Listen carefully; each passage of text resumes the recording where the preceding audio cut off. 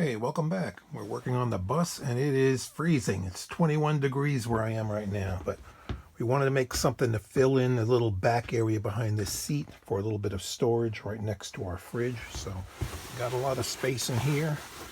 I'm going to make a cardboard template that we are going to fit in this recess, and then we're going to make some storage pockets to put stuff in. Whew, it's cold. The ocean is starting to freeze. All right, here's the cardboard template that fits in the back of the seat. And we have some material we're going to use to make some pockets in the back of this. And the material we have is a pair of my pants that I sadly outgrew. So, cargo pants. I have a pocket right here. And we're going to cut and make some other pockets along here too, to hold stuff right behind our refrigerator. Probably some utensils or maybe some plates or something. But this is a rough idea what we're going to do. Cut this off. It'll all be attached onto what will be wood and then screwed onto the back of the seat. Okay, this is what I came up with. Using the other pant leg, we're going to use that as the top of the pocket. And we're going to sew this on around like a giant pocket that'll be on there. So we busted out Grandma's old sewing machine, and we're going to give this little bit of stitching to this. A little test to see if the machine will work on this, and yeah, it'll go through this no problem. Do the rest now. Okay, I pinned it on where I wanted, and I kind of lined up all these pins where I need to go around. So I'm just going to go around this. I already have it in the machine already here. And I started kind of curved in and went down. We'll make it round on the bottom, around over there, and then drop it off on the other side over there. One big giant pocket. We used a template to cut out a piece of Luan plywood. This was actually out of one of the dividers. Of course, I'm recycling everything. So now the material will just be put on here, wrapped around, and then stapled on from the back. Maybe a little bit of glue also. And then the panel will get some screws and held in place on the back of the seat. Okay, everything got sewn up. We got our pocket made here. We have it just attached onto the wood with some clips. We are going to strategically put a little bit of glue behind this pocket and a spot here, a little bit around the edges, and the rest is just going to be stapled around. Then we'll drill the holes later on where we're going to attach it. One more.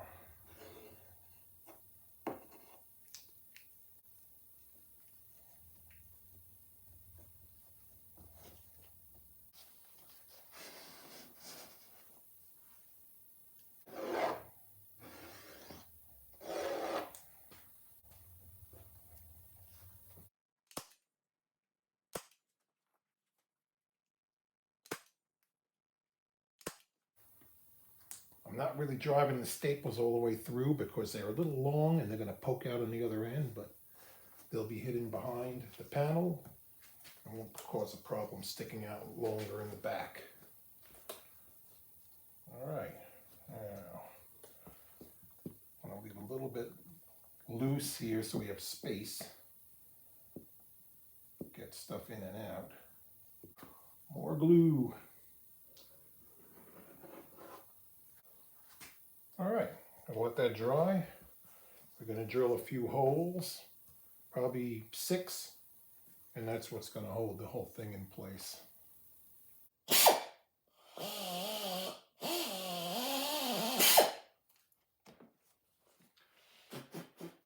Little Phillips head self-tapping screws are going to hold it on.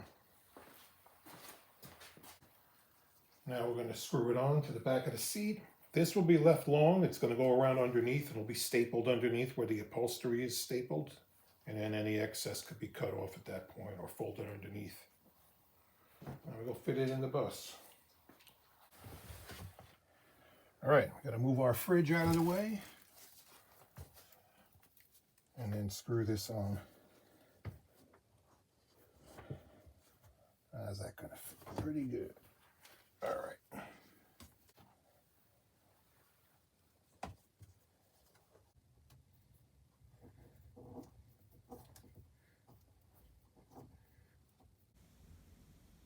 Okay, we got the panel screwed on. The only thing we have left is a little loose flap down over here, so we're just gonna fold this over and staple it underneath. We got the loose flap stapled on down there, and there you go. Storage from old pants. Who would have thought it? Only a cheapskate like me. Now I'm going to have a spot for my corkscrew and my can opener. Thanks for watching. Oh yeah, and Grandma's wooden spoon. You got to keep that. Don't misbehave on the bus or she might hit you with the spoon.